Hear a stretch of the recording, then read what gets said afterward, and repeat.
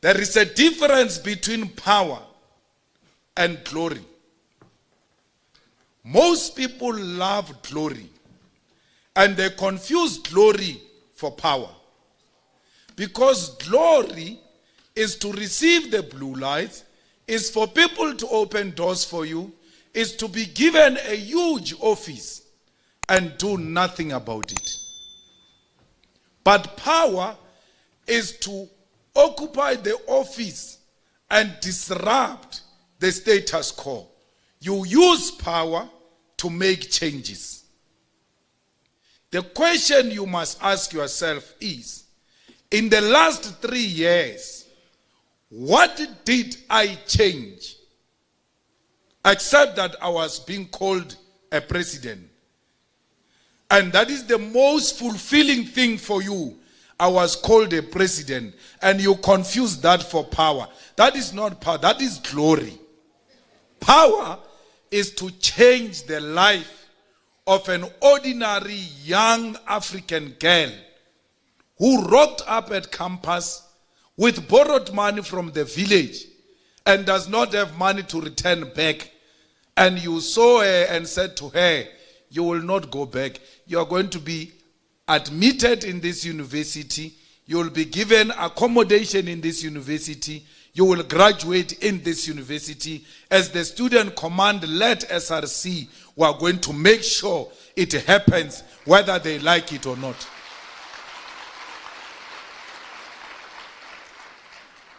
That's power.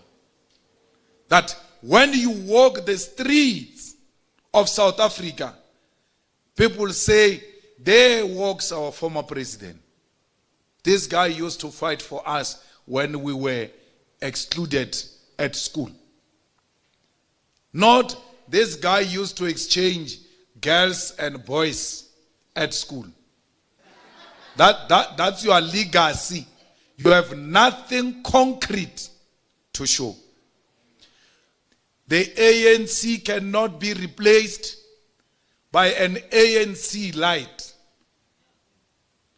The ANC must be replaced by the complete opposite of the ANC, the most militant and radical organization that will not require 5 years to change the simplest things like the Constitution of the Republic of South Africa, which they say is celebrated all over the world, yet we are the most unequal in the world. Because the role of the Constitution is to create equality. And if the Constitution has not created equality, it means it has not achieved what it was formed for. And therefore it must be changed. The Constitution of South Africa as is now, it has served its day. It was a constitution that came out of sunset clauses. We now need the sunrise constitution because the sun can't set permanently. We need a constitution that is going to say the state is the custodian of the land, and that all of you who want more accommodation, no billions of rand must be spent by an institution or government. A land must be expropriated, and we build a new university, we build new residences for free. Why? Because everybody is going to benefit from that land. Why must we pay you money to get the land which is going to benefit literally your own child? Because if you are the owner of the land here in Tefluop, surely your children are going to come to school into this university. So you want us to pay you so that we can educate your children? It can't be.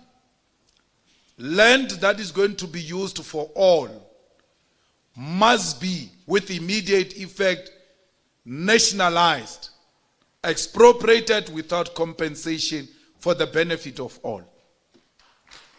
Comrades, We want free education for all, not for the poor. We also want to give the rich free education. Because if we say free education for the poor and we exclude the rich, that they must pay, they are going to form their separate education and pay there. We must say free education for all, compulsory for all, and no private education. So that both the rich and the poor learn from the same education and learn the same thing. This thing of independent board of examination, what of private schools, is nonsensical. It's a confirmation of a divided society. There is public education, there is private education. Public means black, private means white. And then they say 1994 came, we achieved our democracy. There is no longer discrimination. There is discrimination, white, non-white. It is just that they gave it new names, public and private. It means the same thing. We want children to go to school next to where they stay. Alexander children stay next to Sandton. In Sandton, there is that school that Vuyan went to. St. David's. That's close to Alexander. The Alexander children must go to St. David's because it's closer to them. And if the whites are going there, let's meet there. We don't want private education. We don't want anyone rich or poor to pay for education. We want all of you to receive one curriculum, to go to the same schools, and that's where we are starting to build a nation. We can't build a nation through division of private and public. South Africa is not a nation yet. Because for us to be a nation, we have to share a common agenda. How do we share a common agenda of a quality education when others are being educated private and others are educated publicly? But we say our vision is that of quality education.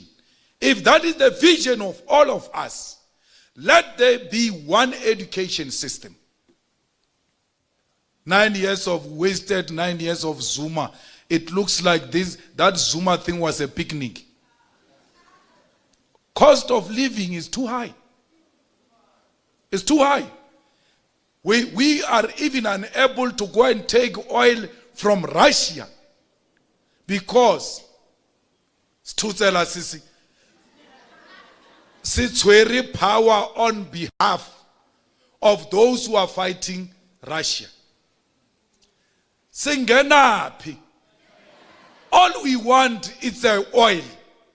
Let them fight there. They must not involve us in their problems. No, he has chosen side. So the cost of living is going to be extremely too high in the next few months, not years. As the war continues, as the isolation of Russia continues. You need a brave government that is going to say, we belong to BRICS, we are going to work with BRICS to make sure that we defend ourselves against imperialism. We are not saying Russia is leftist and progressive, but at least there is an alternative being created. Let there be competition, and we will choose which side we want to be, because that's what democracy is about, the right to choose. Not this thing that America is doing to us, imposing who we can trade with, who we can't trade with, even when we are swimming in a pool of poverty and hunger. We've got so much we can give to Russia. Not even money. We have so much we can give to Russia in exchange for oil. Once we drop the oil price in South Africa, everything goes down. Our problem is the oil. Now, they are coming again. They say, close all the coal stations, power stations. Close them. You are polluting. But if you check the biggest polluters in the world, it's the same people who are saying we are polluting. China is building one of the biggest coal power stations as we speak now. But we are told we must close ours. Imagine what's going to happen to Mpumalanga. The day you close those coal mines in Mpumalanga, there will be nothing left of those people. But equally, we will not have a reliable energy, because we are not opposed to renewable.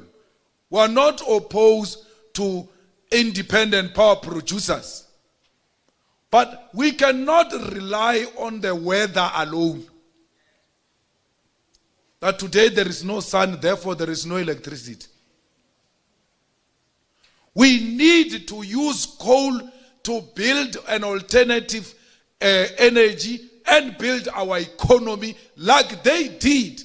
The so-called developed world, they used the coal to develop themselves. Now that they are fully developed, they say, no, close the coal so that we can be permanently poor.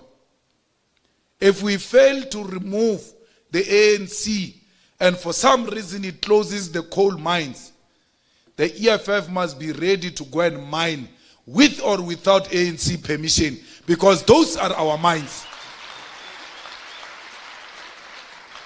We are not part of them. We will mine this coal. If they don't want to use it, we'll take it to those who want to use it in exchange for money, so that we can sustain Mpumalanga and everybody else who relies on coal. We get debated in British Parliament as if we are a British subject or province. ESCOM get discussed by the British Parliament on which direction ESCOM must take, because we are a colonial subject. This country is no longer the colony of Britain. If the ANC gave them that impression, they must know their friend ANC is going away. We are not going to belong to any structure of Britain, including Commonwealth. We are going to withdraw from Commonwealth, because there is nothing common about the Commonwealth except that we're all the subjects of Britain.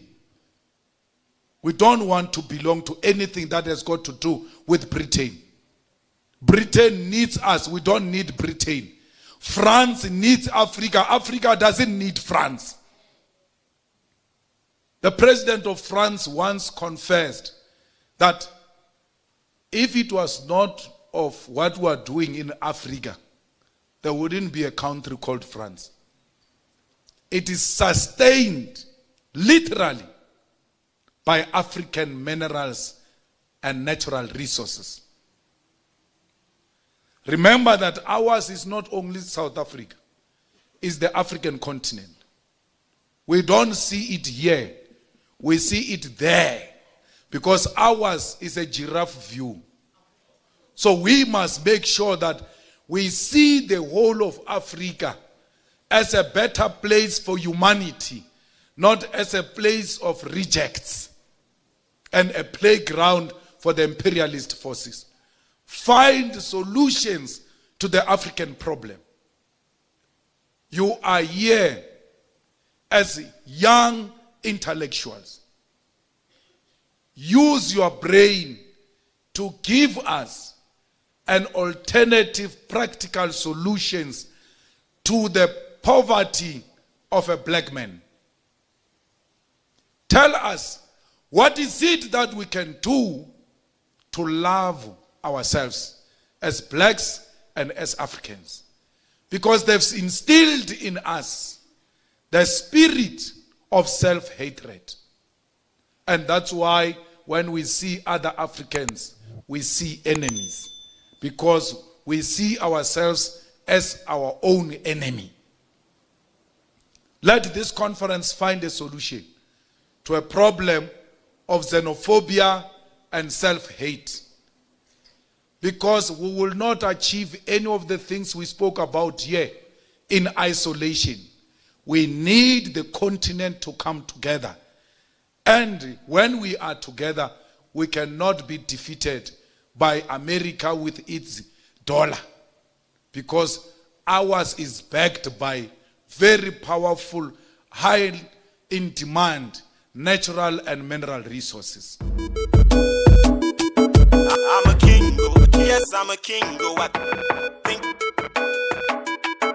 I'm a king,